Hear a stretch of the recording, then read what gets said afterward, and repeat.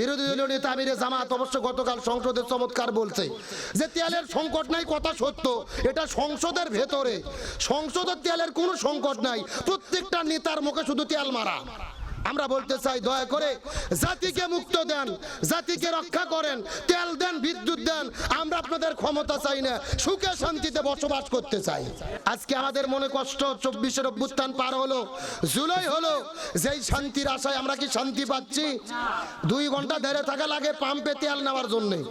কথা কর না কা? মন্ত্রীরা নির্লজ্জের মতো হাসতে হাসতে বলে আমাদের দেশে তেলের কোনো সংকট নাই, অথচ আমরা পাম্পে যাইয়ে 3 ঘন্টা ধরে থেকে দেখতেছি তেল নাই। আমি সেদিন বগুড়া থেকে সাতক্ষীরা যাব, কি বিপদে পড়েছি, প্রায় 50-60টা পাম্পে ঘুরেছি, তাও আমি তেল পাই না। অথচ ওরা বলে তেলের কোনো সংকট নাই। আরে ভাই, সত্যকে স্বীকার করেন। তামাম পৃথিবীতে যুদ্ধ হচ্ছে, সংকট হতেই পারে। সত্যকে স্বীকার না করে হাসতে হাসতে বলতেছেন তেলের সংকট নাই। এগুলো জাতির সঙ্গে তামাশা করা। বিরোধী দলীয় নেতা আমিরে জামাত অবশ্য গতকাল সংসদে চমৎকার বলছে যে তেলের সংকট নাই, কথা সত্য। এটা সংসদের ভেতরে, সংসদের তেলের কোনো সংকট নাই, প্রত্যেকটা নেতার মুখে শুধু তেল মারা। কথা কর না কা? তেল মারতে মারতে তেলের সংকট করে ফেলে দিয়েছে, তেলের দাম বেড়ে ফেলে দিয়েছে। তামাম দেশে তেলের সংকট, ওখানে তেলের কোনো সংকট নাই। এই জন্য বলতে চাচ্ছিলাম, এই সংকট যদি আমরা নিরসন করতে চাই, বলা হচ্ছে সিন্ডিকেটদের জন্য তেলের দাম বৃদ্ধি হলো। অকটেন 140 টাকা লিটার, পেট্রোল 135 টাকা লিটার, কেরোসিন 130 টাকা লিটার, তারপরে ডিজেল 115 টাকা লিটার, লিটারে 20 টাকা বাড়ানো হলো। তাও মন্ত্রী বলতেছে কিঞ্চিত বৃদ্ধি করা হয়েছে। লিটারে 20 টাকা, আর ওরা বলতেছে কিঞ্চিত বৃদ্ধি। কি বুঝ দেবেন আপনাদেরকে? আমরা বলতে চাই দয়া করে জাতিকে মুক্ত দেন, জাতিকে রক্ষা করেন, তেল দেন, বিদ্যুৎ দেন।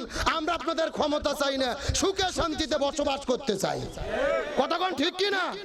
তাহলে বলতে চাচ্ছিলাম, রাজনৈতিক ইবাদত মানে হলো জমিন যার আইন চলবে তার। আর কোরআন যতদিন জমিনে কায়েম হবে না ততদিন শান্তি পাওয়া যাবে। কোরআন দিয়ে ব্যক্তি চলবে, পরিবার চলবে, সমাজ চলবে, রাষ্ট্র চলবে। প্রতিটা জায়গায় কোরআনের সমস্যার সমাধান আছে না নাই? তাহলে এটা হলো রাজনৈতিক ইবাদত। আর সর্বশেষ 5 নম্বর হলো অর্থনৈতিক ইবাদত। জোরে বলেন কি ইবাদত? আর অর্থনৈতিক ইবাদতের মূল কথা হলো যাকাত ভিত্তিক অর্থনীতি। জোরে বলেন কি ভিত্তিক? কিন্তু বলেন তো, বাংলাদেশে যে অর্থনীতি চলে এটা কি অর্থনীতি? কথা কয় না, সুদ ভিত্তিক। জোরে বলেন কি ভিত্তিক? সুদ ভিত্তিক। আর কোরআনের অর্থনীতি হলো যাকাত ভিত্তিক। এখন বলেন আমার দেশে কি যাকাত ভিত্তিক অর্থনীতি চলে?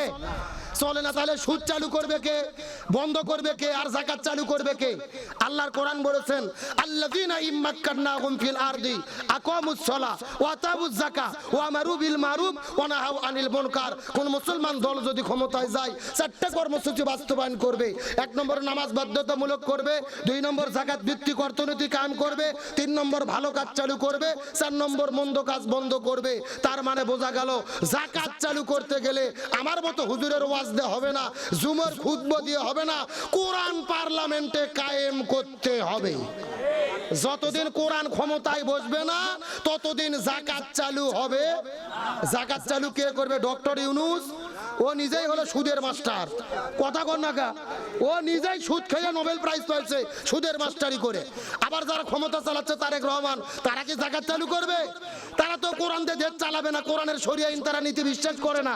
তাহলে বোঝা গেল যাকাত চালু করতে গেলে কোরআন পার্লামেন্টে চালু করতে হবে। আর যখন জমিনে যাকাত চালু হয়ে যাবে, এই জমিনে শান্তি আসবে না? আসবে না? আমার বন্ধুগণ, মুসলমান ভাইরা গভীর মনোযোগ লক্ষ্য করুন। শেষ একটা দৃষ্টান্ত দেওয়ার পরে আমরা শেষ করে দেব। ভালো করে বোঝার চেষ্টা করবেন। অর্ধ পৃথিবীর খলিফা, আমির আল মুমিনিন, খলিফাতুল মুসলিমিন হযরত ওমর ফারুক রাদিয়াল্লাহু তাআলা অর্ধ পৃথিবীর খলিফা হওয়ার পরে কোরআন দিয়ে সমাজ পরিচালনা করে যাকাত ভিত্তিক অর্থনীতি তিনি চালু করে দিয়েছে। একটা লোক কাঁধের ওপরে যাকাতের টাকা নিয়ে 1 সপ্তাহ ধরে ঘোরাফেরা করতেছে, কিন্তু যাকাত দেবে এমন লোক তিনি খুঁজে পায় নাই। 1 সপ্তাহ ঘোরার পরে, আস্তে করে যাওয়ার পরে লক্ষ্য করে দেখ একটা খেজুর গাছের নিচে একটা মানুষ ঘুম পাড়তেছে মাথার মধ্যে বস্তা দিয়ে। এই লোকটা চিন্তা করে ওই মানুষটা মনে হয় গরিব মানুষ, ওই লোকটাকে যাকাতের টাকা দিতে চাই। এই লোকটা আস্তে করে যাওয়ার পরে পরে সালাম দিয়েছে আসসালামু আলাইকুম, ওই লোকটা ওঠার পরে বলে নাউজুবিল্লাহ। এই লোকটা ডাক দে বলে ভাই সালাম দিলাম, আপনি কেন নাউজুবিল্লাহ বলেন জানতে চাই। ওই লোকটা ডাক দে বলে ভাই আমি নাউজুবিল্লাহ বললাম এর কারণ হলো আমি বড় বিপদের মধ্যে রয়েছি। আমার মাথার মধ্যে যে বস্তা দেখতেছো এই বস্তার মধ্যে যাকাতের টাকা রয়েছে, 1 নয় 2 নয় 1 মাস ধরে আমি পুরো মক্কা মদিনার মধ্যে ঘোরাফেরা করতেছি, আমি যাকাতের টাকা দেব এমন লোক আমি খুঁজে পাই না। এক ব্যক্তি 7 দিন ধরে খোঁজে, আর এক ব্যক্তি 1 সপ্তাহ ধরে খোঁজে, আর এক ব্যক্তি 1 মাস ধরে খোঁজে, যাকাত দেওয়ার মতো কোন লোক জমিনের মধ্যে খুঁজে পাওয়া যায় নাই। আল্লাহর কোরআনের কসম করে বলি এই বাংলাদেশেও কোরআন যদি চালু হয় আর যাকাতের অর্থনীতি যদি বাংলাদেশে চালু হয়ে যায়, এই দেশের ভেতরেও একটা মানুষও দরিদ্র খুঁজে পাওয়া যাবে না। আল্লাহর ওয়াদা কি মিথ্যা হবে? তাহলে জমিনে যদি শান্তি চাই যাকাত ভিত্তিক অর্থনীতি কায়েম। তাহলে বলেন ইবাদত প্রধানত কয় প্রকার? সবাই একটু কথা বলেন কয় প্রকার? 1 নম্বর ব্যক্তিগত ইবাদত, 2 নম্বর পারিবারিক ইবাদত, 3 নম্বর সামাজিক ইবাদত, 4 নম্বর রাজনৈতিক ইবাদত, 5 নম্বর অর্থনৈতিক ইবাদত। এই 5টা সমন্বিত রূপ হলো ইবাদত। এই 5টা ইবাদত যদি আমরা করতে পারি আমাদের জান্নাত দেবে কে? আরেকটু জোরে বলেন।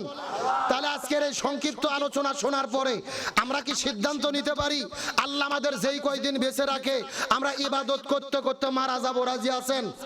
তাহলে আজকের মাহফিল থেকে কিছু শেখার চেষ্টা করেন। আর একটা বার কষ্ট করে বলেন ইবাদত কয় প্রকার? 1 নম্বর মুখস্থ করেন, 1 নম্বর ব্যক্তিগত ইবাদত, 2 নম্বর পারিবারিক ইবাদত, 3 নম্বর সামাজিক ইবাদত, 4 নম্বর রাজনৈতিক ইবাদত, 5 নম্বর অর্থনৈতিক ইবাদত। তাহলে আমরা আজকে সিদ্ধান্ত নেই ব্যক্তিগত জীবনে আল্লাহর ইবাদত করব, পারিবারিক জীবনে আল্লাহর ইবাদত করব, সামাজিক জীবনে আল্লাহর ইবাদত করব, রাজনৈতিক জীবনে রাষ্ট্রনীতি, অর্থনীতি, পররাষ্ট্রনীতি तमाम পৃথিবীর জমিনের ভেতরে বাঁচবো যতদিন, কোরআন মানব ততদিন, যাকাত ভিত্তিক অর্থনীতি হবে মৃত্যু পর্যন্ত। প্রতিটি জায়গায় আল্লাহর দাসত্ব গোলামি করতে কারা কারা রাজি? একটা বার দুটো হাত আল্লাহকে তুলে দেখান। আমার বন্ধুগণ মুসলমান ভাইরা গভীর মনোযোগ লক্ষ্য করুন, কোনো দিকে নজর নাই, কোনো দিকে তাকাতাকি নাই। সামাজিক ইবাদত কাকে বলে আমি আপনাদের বোঝানোর জন্য একটা দৃষ্টান্ত দিতে চাই। तमाम পৃথিবীর মধ্যে বিশাল বড় একজন আলেম, এই আলেমের নাম শোনেন নাই এমন মানুষ দুনিয়ার মধ্যে খুঁজে পাওয়া যাবে না। হযরত আব্দুল্লাহ ইবনে মুবারক রাহমাতুল্লাহ আলাইহি হজ করার জন্য তিনি বাড়ির মধ্যে নিয়াত করলেন। পরের দিন সকালবেলা তিনি বাড়ি থেকে বের হয়ে হজে রওনা করবেন, কিন্তু রাতের বেলা টাকা পয়সাগুলো গচ্ছিত করতেছেন, কাপড় চোপড়গুলো তিনি গোছায়া সংরক্ষণ করতেছেন। কিন্তু গভীর রজনীতে লক্ষ্য করে দেখা গেল হযরত আব্দুল্লাহ ইবনে মুবারকের ছোট্ট একটা সন্তান ছিলেন যার নাম হলেন আব্দুল্লাহ, ঘরের মধ্যে এসে হাউমাউ করে করে কান্না করা শুরু করলেন। আব্দুল্লাহ ইবনে মুবারক ডাকতে বলে, ছেলে তুমি কেন কান্না করো? কান্নার কারণ জানতে চাই।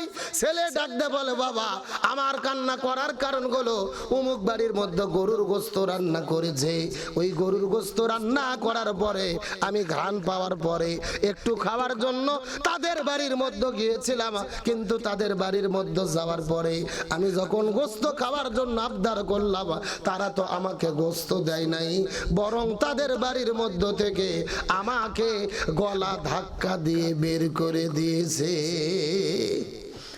হযরত আব্দুল্লাহ ইবনে মুবারক মনে মনে চিন্তা করলেন, আমি তো দুনিয়ার মধ্যে জীবনে কাউকে কোনোদিন কষ্ট দেই নাই, অথচ আমার সন্তানটাকে গলা ধাক্কা দিয়ে কেন বাড়ির মধ্য থেকে বের করে দেওয়া হলো? খাইতে দেবে না ভালো কথা, কিন্তু ছোট্ট সন্তানের গলার মধ্যে কেন ধাক্কা মারা হলো? বাবার মনে বড় কষ্ট লেগে গেছে। সন্তানকে হাতের মধ্যে ধরার পরে দৌড়াইতে দৌড়াইতে যখন ওই বাড়ির মধ্যে চলে গেলেন, ওই বাড়ির মধ্যে যাওয়ার পরে আশ্চর্যজনক ঘটনা ঘটে গেল। ওই বাড়ির মধ্যে ঢোকার সঙ্গে সঙ্গে ওই বাড়ির মালিক ডাক দেয়া বলেন, আমার কপালটা কত ভালো, মনে হচ্ছে আসমানের চাঁদটা আমার ঘরের মধ্যে আজকে প্রবেশ করেছে, মনে হচ্ছে আসমানের তারকা আমার বাড়ির মধ্যে প্রবেশ করেছে। আপনি হলেন জগৎ বিখ্যাত আলেম আব্দুল্লাহ ইবনে মোবারক, দাওয়াত দিয়েই তো আপনাকে আনা যায় না, অথচ আজকে কেমন করে আপনি আমার বাড়ির মধ্যে প্রবেশ করলেন? আব্দুল্লাহ ইবনে মোবারক ডাক দে বলে, আমার প্রশংসা পরে হবে, আগে তুমি হিসাব দাও দেখি, আমার সন্তানটাকে কেন তুমি গলা ধাক্কা দিয়ে বের করে দিলে? তার কারণ পিতা মাতা সন্তানকে ভালোবাসে কি বাসে না? আপনাকে অপমান করলে আপনি যতটা অপমানিত না হন, তার চাইতে বেশি অপমানিত হন যদি আপনার সন্তানকে কেউ অপমান করে। তার কারণ পিতা মাতা নিজের জীবনের চাইতে সন্তানকে বেশি ভালোবাসে। সুবহানাল্লাহ বলেন। এই যে 24 জুলাই অভ্যুত্থান হয়ে গেল, 1700 ছাত্র জনতা জীবন দিয়েছেন, কত ছোট ছোট বাচ্চা জীবন দিলেন এই দেশের জন্য, স্বাধীনতার জন্য। যে ছোট বাচ্চারা জীবন দিয়ে বিদায় নিয়ে চলে গেলেন, বলেন তো তাদের বাবা মার মনে কষ্ট লেগেছে কি লাগে নাই? 5 বছরের ছোট্ট শিশু, 6 বছরের ছোট্ট শিশু জাবির ইব্রাহিম, এই ছোট্ট শিশুটি জীবন দিয়ে শহীদ হয়েছিলেন। তার মার হাহাকার, তার মায়ের কান্না। আমরা জামাত ইসলামী দলকে ধন্যবাদ দেই। সংসদ চলতিছে, নারীদেরকে সংরক্ষিত আসনে এমপি করা হচ্ছে। এই শিশু শহীদ জাবির ইব্রাহিমের মা রোকেয়া বেগমকে জামাত ইসলাম দল থেকে এমপি মনোনীত করা হয়েছে। আলহামদুলিল্লাহ বলেন।